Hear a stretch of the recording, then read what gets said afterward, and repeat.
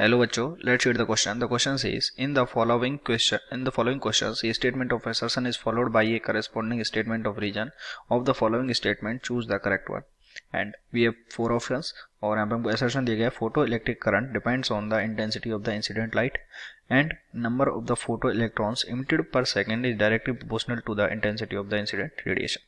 तो इस क्वेश्चन के लिए हम इसका की कॉन्सेप्ट लिख लेते हैं. ओके, और इस क्वेश्चन के लिए जो इसका की कॉन्सेप्ट है that is photo current and photoelectric effect.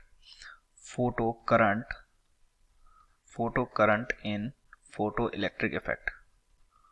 Photoelectric effect, ये इसका की कॉन्सेप्ट हो गया. अब देखिए, सबसे पहले हमको समझना पड़ेगा फोटो इलेक्ट्रॉन्स होते क्या है. कि जब किसी भी मेटल, मान लीजिए जिसका ऊपर फंक्शन फाई नॉट है, phi not is equals to h nu not, तो इसकी सरफेस पर जब nu is greater than nu not frequency का लाइट डाला जाएगा तो लाइट की एनर्जी एच न्यू, तो यहाँ से इलेक्ट्रॉन का इमिशन हो जाएगा, और इलेक्ट्रॉन का इमिशन हो जाएगा तो इलेक्ट्रॉन के पास काइनेटिक एनर्जी होगी. अब इलेक्ट्रॉन के पास काइनेटिक एनर्जी है तो चार्ज जो है मूव भी करेगा. ओके, और इस चार्ज के मूव करने की रेट को ही क्या बोलते हैं, इसको ही क्या बोलते हैं, करंट. और यहाँ से हमारे पास क्या आती है, फोटो करंट. ओके, अब देखिए, जब हमने जो फोटो इलेक्ट्रिक इफेक्ट का जो हमने जो एक्सपेरिमेंट किया उससे हमको एक रिजल्ट आया था, और वो रिजल्ट ये था, वो एक्सपेरिमेंट से आया था सीधा, कि अगर यहाँ पे मान लीजिए इंटेंसिटी है और यहाँ पे अगर इसकी करंट है तो ये क्या है, इसके डायरेक्टली प्रोपोर्शनल होती है.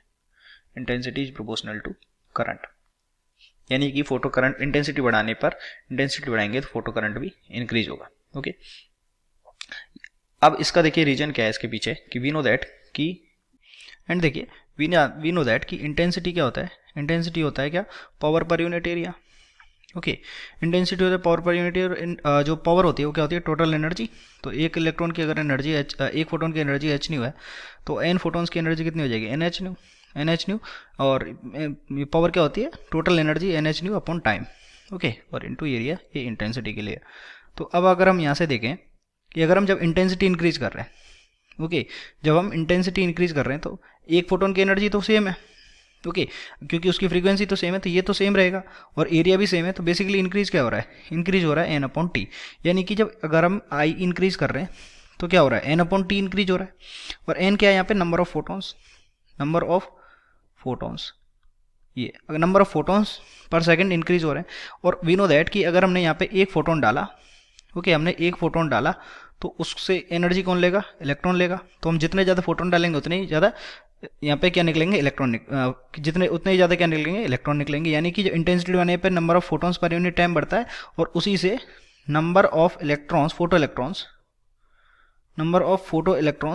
पर यूनिट टाइम भी इंक्रीज हो जाता है, क्योंकि जितने ज़्यादा फोटोन कराएंगे उतने ज़्यादा ही क्या निकलेंगे, इलेक्ट्रॉन निकलेंगे.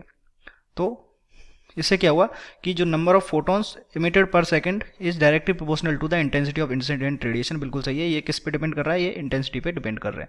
तो रीजन भी सही है, और असर्शन क्या है कि photo electric current depend on the intensity of the incident radiation, ये भी बिल्कुल करेक्ट है, और ये इसका एक्सप्लेनेशन भी है.